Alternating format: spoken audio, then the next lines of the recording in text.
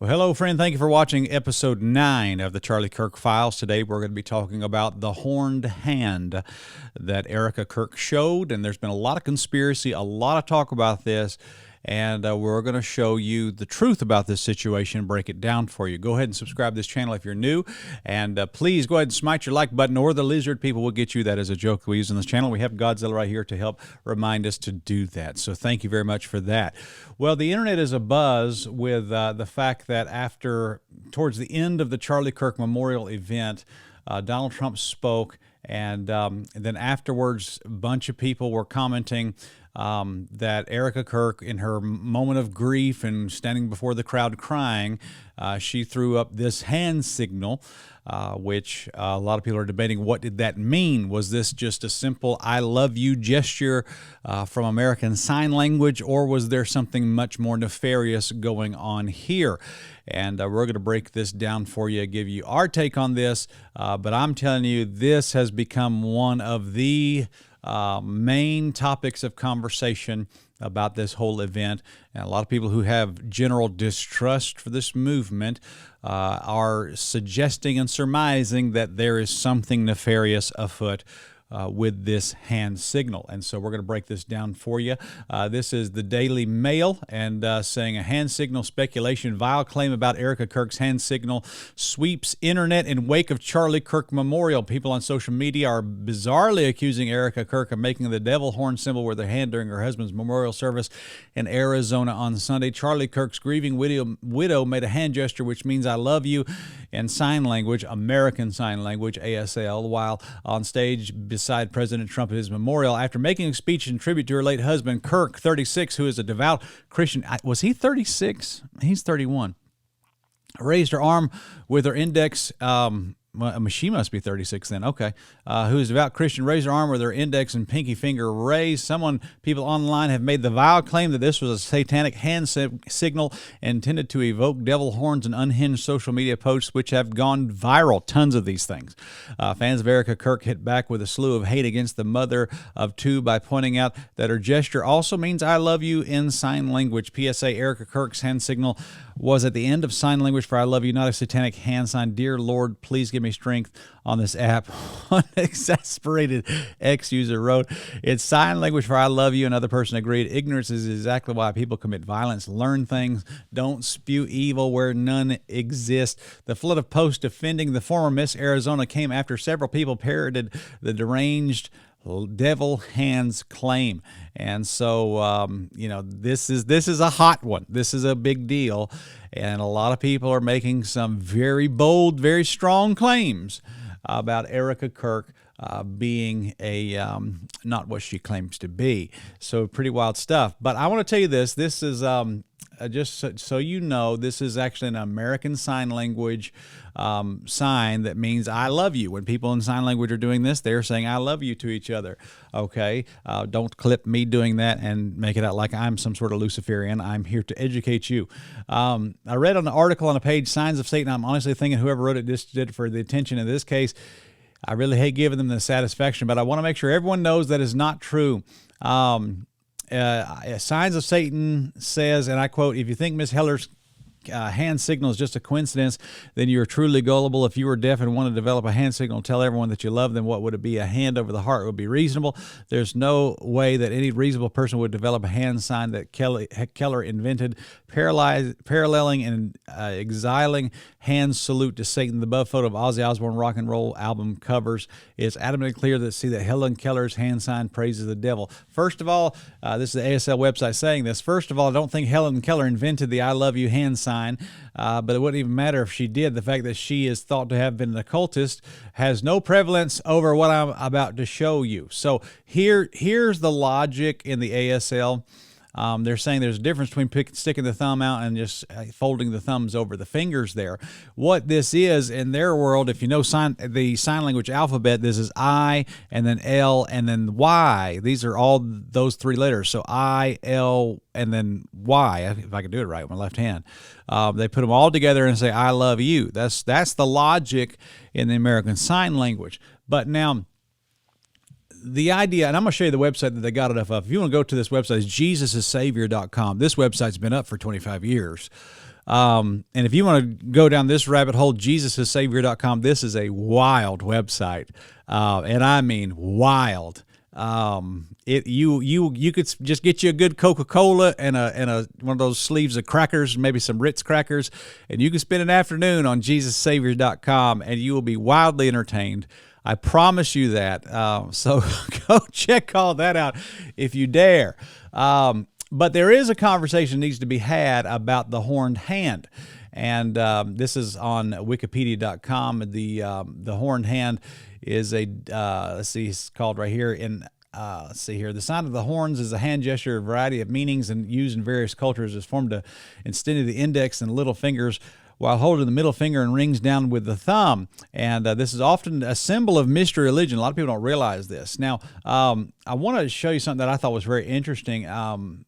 Gene Simmons of Kiss actually tried to copyright this for himself. It says right here, Gene Simmons of the rock group Kiss attempted to claim the devil horns hand gesture for his own. According to CBS News, Simmons filed an application on June 16, 2017 with the United States Patent and Trademark Office for a trademark on the hand gesture he regularly shows during concerts and public appearances.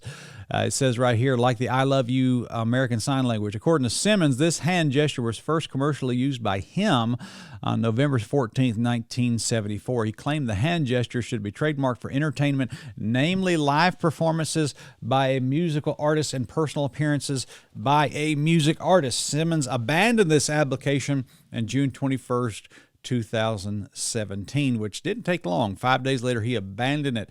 And you can see here, this is actually a very common symbol. It's, in heavy metal. I mean, you just see people in the audience just doing this, forever. I remember as long as I've been alive, people have done this. Even before I've been alive, people have done this.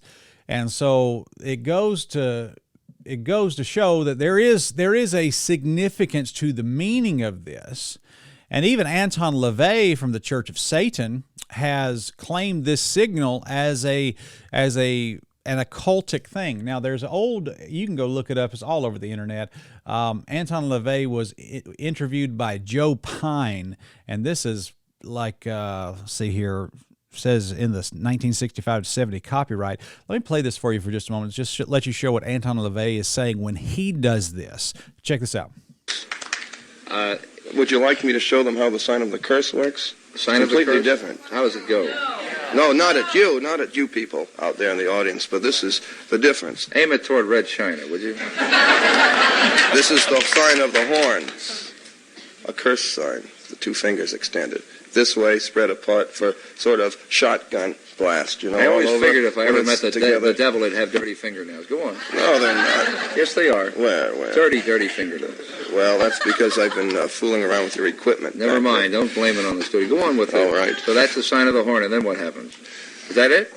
Well, there are other ones, too. Yeah, what are the other ones? The other ones, one of them's the pox sign. That's three fingers extended. A pox on you? A pox on you. During the Middle Ages, this was... Yeah. Oh, yes. But You're originally... a bad cat. Well, you have to be bad to be good, don't you? Is it true that you teach people how to make voodoo dolls and stick pins in them? So, yeah, if you can see there, he does that, and I won't play the whole thing, but he just goes into that. That is a sign of a Luciferian occultic thing. Now, here's something I do want to throw out there to you guys, and I want you to understand this, that Helen Keller, her religious views, she was not a Christian. She was a member of something called Swedenborgianism. And Swedenborgianism is I've been doing PowerPoints as I've traveled and spoken Dr. Matters conference across the country. Swedenborgianism is a precursor to the NAR and actually a precursor to white magic mysticism. And Helen Keller was a member of that organization. She followed the teachings of Mr. Swedenborg for a long time. This is from Swedenborg.com. This is their own website. So she says right here, when speaking of her faith or credo, Helen writes, I believe in the immortality of the souls because I have within me immortal longings. I believe the state we enter after death is wrought of our own motives, thoughts, and deeds. It is clear from Helen Keller's testimony that she completely embraced the religious and spiritual works of Swedenborg. And so there's a lot here. I just will point you to the Swedenborg .com website. Sweetest Borgianism is straight from hell. That thing is it's a mystical, occultic bunch of stuff. I've even read in certain places, although there's not really verified, that Helen Keller was interested in the teachings of Helena Blavatsky. So there's no question that that there's a problem. So, but here's something everybody needs to know about hand gestures and stuff. And I'm sorry, sometimes I use my hands when I talk, and so people sometimes accuse me of being Freemason. Like I was talking about putting things all together, and I did this in a video the other day, and somebody called me an Illuminati Freemason scumbag on the internet, but all I was doing was illustrating something. So I'm not a Freemason. I'm not in the Illuminati, and I cannot believe I live in a day and age now where I have to actually say that to the internet. But just what a time to be alive. I love the internet. There is something in mystery cults, Hinduism, Buddhism, that type of stuff, called a mudra. And a mudra is one of these hand signals you'll see here, where they will, they'll put their hands like this, or they'll do this with their fingers. And I mean, you can see all the things there. I mean, there's a lot to it. If you notice, I don't know if you've ever seen some of these animes, but they will, do their fingers a lot and put their fingers together, and then they'll push a power out into, their enemies if they're fighting a battle or something like that. Let me show you just a few minutes of Third Adam 4, and I want you to check this out with me. We're going to talk about the process of mystery religion, which is a standalone video that we have, but this is a part of Third Adam 4, The Road to Shambhala. You can watch that on our channel for free. Where if somebody has some sort of euphoric religious high in this process of mystery religion, it does result in their hands doing certain things. And so watch this with me for just a moment. That it results in mudras. Now, if you will look at Hindu illustrations, you will see that people will be doing things with their hands, little hand motions and such, that they'll be doing things like this or things like that. And there's a number of different mudras. Well, what is a mudra? What are they doing? Well, let me give it to you this way. If you were to watch like an anime like Naruto, or maybe like a Lord of the Rings type thing, where you see people that are wizards and sorcerers, and they're moving their hands in such a way that they're casting powers, or even Dragon Ball Z, you'll see somebody who is using their hands to throw a fireball to somebody. That, in a sense, is a mudra. Remember, this is a spirit that you can invoke and you can control it. You can make it do whatever you want it to do. And so by moving your hands a certain way and by doing these movements, you can actually push this spirit energy into something. One example of that is martial arts. You see these people that are doing these things with their hands where they're waving their arms in such a way. Well, that's not necessarily, they're not engaged in a fight at the time, so they're not blocking and defending, but they're moving their arms and moving their hands in a certain way. What are they doing? They're working a power. They are harnessing the chi, or the ki energy. And by the way, remember, this has multiple different names, but it's ultimately the same thing. They're harnessing the ki energy, and then when they punch, or they hit you with the palm of their hand, or they kick you, they're putting all that energy into their hand or into their palm, and they're hitting you with that energy force, because this is a part of mystery religion. And meditation, if you understand that, is a requirement to achieve the hypnotic state so that you can learn how to practice this mystery religion and harness this energy. Another thing that I want you to see is not only does it have mudras, but so there you go. There's mudras. Now, if you go look up like a Buddhist statue or something like that, and it showed one here in the Wikipedia article, you'll see that a lot of these Buddhist statues are having mudras. And by the way, this right here is a symbol that is actually a talisman. And if you'll have a watchful eye, you'll see stuff like that. And if you ever see something like this, you run for your life. But now this right here, it's looks like an orb, but it's got stuff growing out the top of that. I have seen that in a lot of ancient occult paintings and things like that. A lot of alchemy. There's just all these mystery religions weave in and out of each other. They're basically all the same thing. And so you have to look at what this statue is doing, and then look at what Erica Kirk did. And a lot of people are questioning What's the connection? So that's the argument. That's the question. That's what a lot of people are putting out there.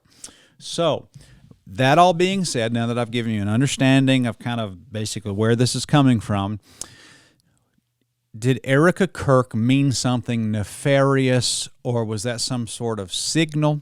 Or if that was that some sort of declaration of Hail Satan, or was that some sort of evil, wicked, nefarious thing that she was doing? I want to interject at this point right here and just say that at this point, there's no real evidence, no official evidence that is concrete, set in stone, that she meant something nefarious by that. At this point, we are taking the position that Erica is just a grieving widow here, and I know there's a lot of people out there who are saying some really wild things, but I want to be fair, and I want to be nice to her and give her all the space that she needs and whatever. But at this point, I do not have hardline evidence that she meant something hyper nefarious about this. So let's be very clear. I am making this video because a lot of people are talking about this specific topic, and we will give anybody in this the benefit of the doubt. But there is no doubt, there is no question that there are people in the midst of this entire movement that have very nefarious motives and very nefarious goals here. Scary stuff. And that needs to be called out. I believe that there is something nefarious here, and whether Erica Kirk is just, an innocent bystander here and she's being used like other people I think are being used by a broader agenda, that is yet to be seen. But there is no question, Erica Kirk aside, there is no question here that there is something amiss and something is rising from this situation. There is a rise of a new religion, a new political party, and they are one of the same. And in the next episode of the Charlie Kirk Files, I will show you what that rise is. Something from the ashes of this situation, a beautiful phoenix is arising. And I'll show you what that is in the very next episode of the Charlie Kirk Files. God bless you, friends. Subscribe to this channel if you are new, and do not forget to smite the like button on this video. God bless you. We will see you in the next episode.